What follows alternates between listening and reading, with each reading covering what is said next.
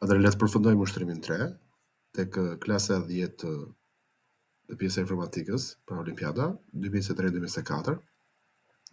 Ai kërkon që ti të gjenerosh të gjithë dyshet që bëjnë të mundur që pjesëtuesi më i madh i përbashkët i tyre të jetë njësh.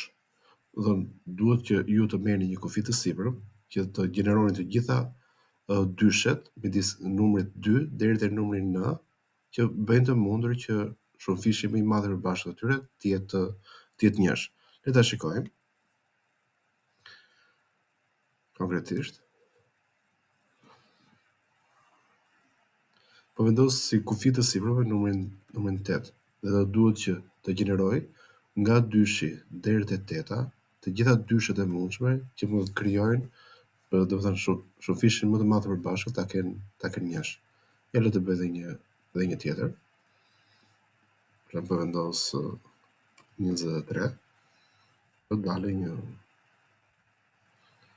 një varg më i madh. Shikoni. Pra të gjitha këto dyshe janë të mundur që shumëfishin më të madh të përbashkët e kanë njësh.